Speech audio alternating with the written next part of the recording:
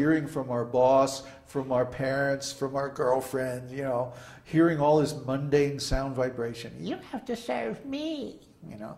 But actually, we should hear from Krishna.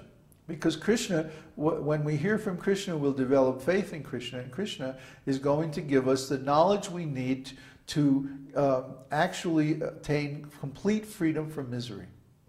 And that's just the beginning. Freedom from misery. We were talking last night about Atma-rama. Remember? Atma-rama means self-satisfied. Atma means soul. And Rama means satisfying. Soul or self. So self-satisfied means Atma-rama. Anyone who becomes self-realized and realizes the nature of the self, of the soul, the spiritual nature of the soul, becomes self-satisfied. Because remember, when the soul is in contact with spiritual energy, he automatically feels eternal bliss. So when we contemplate the nature of our own self, we become happy automatically. We don't even have to become Krishna conscious yet. Just to realize the nature of the soul. This is great happiness, because we realize I'm eternal. I'm indestructible. I can't be hurt by anything in this material world. I can give and give and give. I can love and love. I can serve and serve and serve. And I'm never going to become exhausted.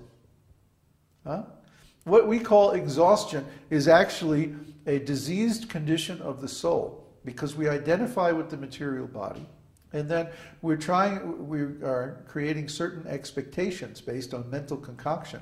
And when those expectations aren't met, then we feel depressed and sad. That's exhaustion. I mean, it's one thing when the body is tired.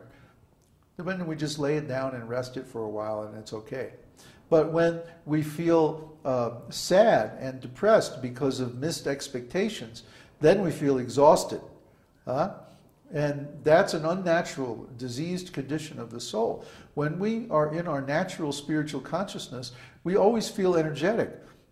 You should see these videos of Prabhupada when he's like 75, 80 years old, you know, jumping in kirtan. I mean, how is it possible?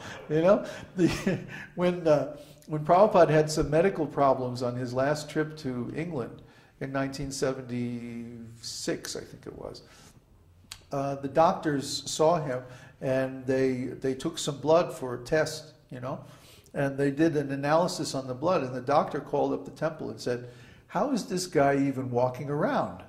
What to speak of traveling internationally? He should be like in bed, in the hospital, you know, his blood work is like completely off the scale. Because he had that spiritual energy, because he had spiritual satisfaction from his self-realization, he was removed from all sorrows. Even the material body is falling apart, but he doesn't feel it, he doesn't mind it, because he knows that he's a spirit soul and he's not affected by this body. That's the nature, that's the real self-realization. And when we can act on that platform 24 hours a day, there's no misery. And that's just the beginning. That's just self-realization. That's not even God realization. God realization is 100 million times more wonderful than that.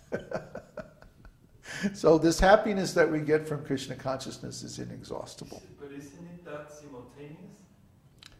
Isn't it simultaneous? Well, actually it is, yeah. When we realize our real self, we realize Krishna, and vice versa. When we realize Krishna, we realize our real self. But even just in the beginning, even in actual Brahman realization, we attain freedom from all miseries. So what to speak of Paramatma and Bhagavan? Yeah, it's wonderful. Okay, the next one is Prabhuta. Prabhu, of course, means master. And Uta is like the root of the word Uttamam, which means ultimate or total, complete. So the ultimate master, the complete Lord, the predominator of everyone and everything, that's Krishna. The supreme monarch, Prabhuta. And then the next one is Trikakudhama. Trikakudhama means that the spiritual world is 3/4 of the whole existence. So, the internal energy of the Lord is 3/4 of his total emanation. And the external energy is only 1/4. Also, in another place in the scriptures is described that 3/4 of the living entities live in the spiritual world and 1/4 in the material world. That's another way to look at it. But again, remember, the material world is temporary, so that 1/4 is sometimes manifest and is sometimes withdrawn back into the internal energy of the Lord. The next one is pavitram. Pavitram means he is the supreme pure, free from all material contamination, and he is the supreme purifier. So it's described in the Nectar of Devotion that purity, or supreme purity, has two aspects. One is that he can purify himself and keep himself always pure. And the other one is that he can purify anyone else. And we see this, for example, in the character of great devotees like Srila Prabhupada. Srila Prabhupada himself was always pure. He never became contaminated by material consciousness or actions. And also, he had the ability to purify others simply by his association. I mean, I can speak as a typical standard hippie rascal. When I came in contact with Srila Prabhupada, even I became purified, to the point. I remember the first time I went to the temple. Actually, this is very instructive. 1967, I think it was, or 68, in Haight-Ashbury, San Francisco. I went to the temple, and of course it was Sunday feast, and there was a big kirtan, and then Jayananda gave a class, and I don't know if any of you know who Jayananda is. He was, Prabhupada told that he was his first pure devotee. The first devotee who attained actual purity. And Jayananda was very wonderful. Even though he was completely detached, he always wore white. He never took sannyas. He was just really detached. He was in love with Srila Prabhupada, in love with Krishna, and his service attitude was just wonderful. He was the one who he was a mechanical engineer by trade, and he designed and built the first Rath Yatra carts. And because of this, Srila Prabhupada gave him all his blessings. So anyway, Jayananda gave a class. And I remember sitting there in the audience and watching Jayananda and going, wow, this guy is so pure. I could never do that. Really, I thought, I'll never be able to be that pure. That's what I thought the first time I saw a really pure devotee. I'm going, no, this is impossible. I mean, how can I give up intoxication and illicit sex? I'm a musician.